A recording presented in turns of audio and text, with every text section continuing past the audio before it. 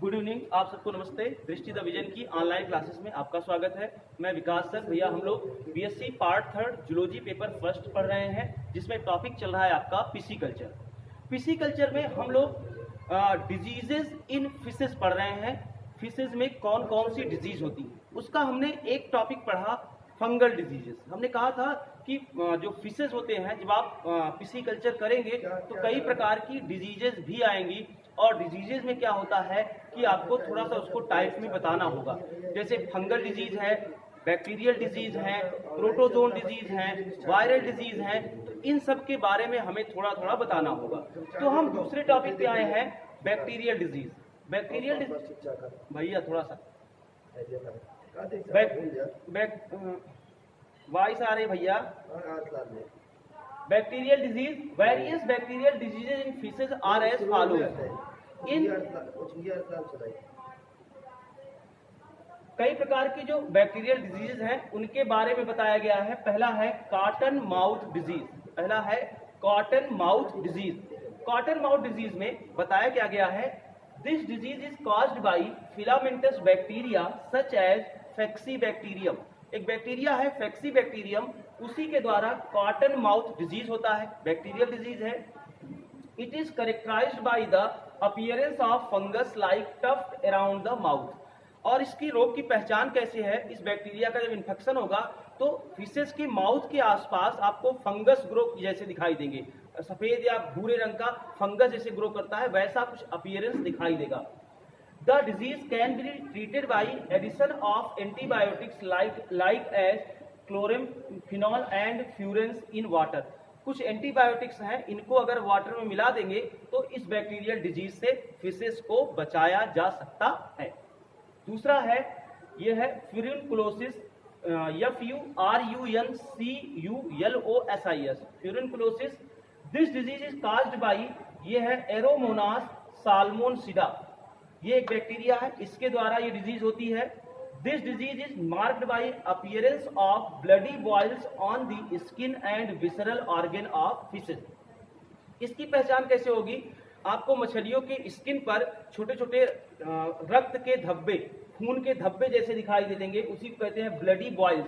मतलब जैसे खून के छोटे छोटे धब्बे जमे हुए हैं स्किन के ऊपर, या विसरल ऑर्गन फिन वगैरह पर भी आपको दिखाई देंगे। The treatment is done by antibiotics like as sulphonamides and nitrofurans. इन एंटीबायोटिक्स का यूज करते हैं तो ये बैक्टीरियल डिजीज ठीक हो सकती है। देखिए, बैक्टीरियल डिजीज है तो बेसिकली एंटीबायोटिक्स का ही यूज किया जाएगा किसी न किसी फॉर्म में, चाहे सॉल्यूशन के फॉर्म में, चाहे पाउडर के फॉर्म में। तो बेसिकली फिशेस के लिए एंटीबायोटिक्स को क्या करते हैं, उसी पानी में जहां पर आप पिसीकल्चर किए रहते हैं उसमें हम समय समय पर एंटीबायोटिक्स वगैरह डालते रहते हैं। ऐसा नहीं कि रोग होने पर ही डाले जाएं, पिसीकल्चर को बचाने के लिए समय समय पर एंटीबायोटिक्स वगैरह डालते रहना चाहिए।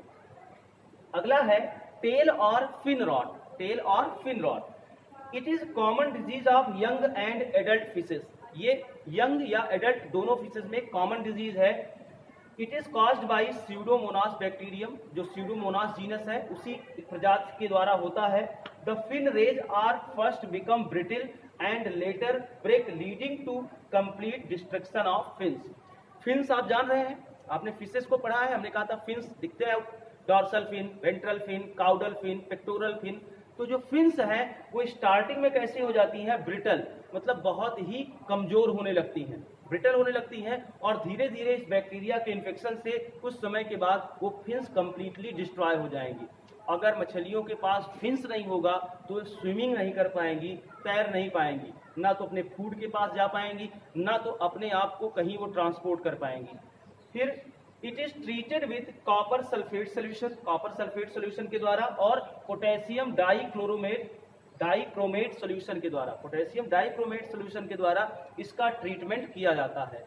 पहला disease cotton mouth disease, mouth के पास इन्फेक्शन दिखाई देगा। दूसरी डिजीज जिसका नाम है फ्यूरिनकुलोसिस, इसका अपीयरेंस आपको बॉडी पर ब्लड की फफोले जैसा दिखाई देगा, स्पॉट जैसा स्किन पर। तीसरा वाला टेल या फिन्स पर इन्फेक्शन होता है, डिस्ट्रॉय होता है। अगला है भैया ड्रॉपी, ये बहुत ही कॉमन और इन्फेक्टिव डिजीज है। It is serious infection of major carps जो मेजर कार्प्स हैं जिसको आपने पढ़ा है जैसे रोहू वगैरह, इनमें इसका इन्फेक्शन दिखता है। द बैक्टीरियम स्यूडोमोनास पंक्टाटा, ये एक बैक्टीरिया है स्यूडोमोनास पंक्टाटा, इसी के कारण ये डिजीज होती है।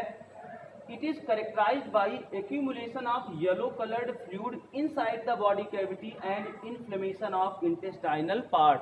मछलियों के शरीर के अंदर एक येलो कलर का फ्लूइड भरने लगता है, येलो कलर का फ्लूइड उत्पन्न हो जाता है, या उनके इंटेस्टाइनल पार्ट में बर्निंग होने लगती है, जलन होने लगती है, और ज़्यादातर मछलियाँ इससे मर ही जाती हैं। जैसे आप देखेंगे इसके कारण कभी कभी मछलियाँ तालाब में मर जाती हैं, डेड हो जाती है, तो तालाब के पानी पर उनकी बॉडी तैरती रहती है, और उनको जब निकाल के देखा जाता है, उनको अगर ब्रेक किया जाता है, काटा जाता है, तो उनके अंदर से येलो कलर का फ्लूइड निकलता है। तो ऐसा जो डिजीज है वो ड्रॉपी ही है। तुरंत समझ लेना चाहिए कि यहाँ पर ड्रॉपी का इन्फेक्शन हो गया है, और तुरंत ही उस पानी में KMNO4 का सोल्यूशन मिलाया जाता है। KMNO4 भी एक अच्छा एंटीबायोटिक कवर करता है, तो इसको अगर डाल देते हैं जल में, वाटर में, तो स्यूडोमोनास पंक्टाटा बैक्टीरिया डिस्ट्रॉय हो जाता है, यानी इस डिजीज से बचा जा सकता है। अगला है कोलुमनेरिस, ये भी एक कॉमन डिजीज है columnaris. This disease is caused by bacterium chondrococcus columnaris. Chondrococcus columnaris bacteria के कारण ये डिजीज कोलुमनेरिस होती है। This disease is marked by the appearance of discoloured patches on the body. इसकी पहचान होती है कि आपको बॉडी पर धब्बे दिखाई देंगे, डिसकलर्ड पैचेज, मतलब कोई रंग तो नहीं होगा, लेकिन आपको जगह जगह पर स्पॉट यानी धब्बे दिखाई देंगे। The patches spread later causing loss of scales, और ये पूरी बॉडी पर जब धब्बे फैल जाते हैं पैचेज, तो बॉडी पर जो स्केल्स होता है, मछलियों के जो सल्क होता है, आप मछलियाँ जब देखते थे बनाते समय, तो आप इनकी बॉडी में ऐसे सल्क बनाते थे ना, बॉडी की पूरी स्किन पर इनके क्या पाई जाती हैं, स्केल्स, इसी को स्केल्स कहते हैं, सॉरी इसी को स्केल्स कहते हैं। और जब इस बैक्टीरिया का इन्फेक्शन होता है तो ये सल्क जो स्केल्स हैं, ये धीरे धीरे पूरी बॉडी से डिस्ट्रॉय हो जाते हैं। इवेंचुअली डेथ ऑफ फिशेज, इसके कारण क्या होगा, इसकी स्किन ही फट जाएगी, फिशेज की स्किन फट जाती है और फिशेज डेथ कर जाती हैं। It is treated with copper sulphate solution and malachite green, ये भी केमिकल सब्सटेंस है बट वर्क एज एंटीबायोटिक्स। ये भी केमिकल सब्सटेंस है, लेकिन इनका भी वर्क ऐसा होता है, एंटीबायोटिक्स की तरह होता है। और कॉपर सल्फेट सोल्यूशन और मेलाकाइट ग्रीन, इसके द्वारा, मेलाकाइट ग्रीन और कॉपर सल्फेट सोल्यूशन के द्वारा इसका ट्रीटमेंट किया जा सकता है।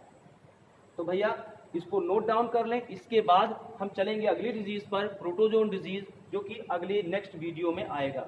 इसको आप नोट डाउन कर लीजिए, और इसमें अगर कोई समस्या आती है तो आप मुझे बताइएगा। हाँ, एक बात और भैया, काफ़ी बच्चों ने फीस जमा भी कर दिया है, थोड़ा सा प्रयास करिए, नहीं तो एक प्रोसेस और उठानी पड़ेगी कि हमें एक ग्रुप नया क्रिएट करना पड़ेगा। तो कोशिश करिए कि कर दीजिए। अभी भी एक बच्ची आई थी, ज्योति यादव, उसने भी 2 मंथ पे फीस दे दिया है। तो ऐसे धीरे धीरे प्रयास करिए, तो कोशिश करिए निकलने का, तो आप निकल आएंगे। या तो आप ट्रांसफ़र कर दीजिए। एक बच्ची शिवानी सिंह, उसने बैंक अकाउंट से ट्रांसफ़र किया है, तो मैं भी धीरे धीरे ऐसे लोग कर रहे हैं, आप लोग भी ट्रांसफ़र कर दीजिए, ताकि हम भी सुचारू रूप से क्लास चलाते चले, क्योंकि पेपर तो देना पड़ेगा भैया। 3rd ईयर में है तो एग्जामिनेशन होंगे, मार्च में ही है आपका एग्जामिनेशन, और जब जिस दिन से भी ऑफलाइन खुलेगी, इसको कोई पढ़ाएगा नहीं, अब इसको तो हम पढ़ाने से रहे, क्योंकि अब ये सब चीज़ें मान लीजिए खत्म कर लिए हैं। आपका फर्स्ट पेपर जूलॉजी का लगभग एंडिंग पे आ गया है, उधर आपका बॉटनी 3rd और जूलॉजी 3rd जो चल रहा है, वो भी एक यूनिट पोल्यूशन धीरे धीरे कंप्लीट ही हो रहा है। तो कोर्स तो आपका ठीक ठाक चल ही रहा है, तो प्रयास करिए, थोड़ा सा पढ़ते रहिए और सहयोग अवश्य करिए भैया।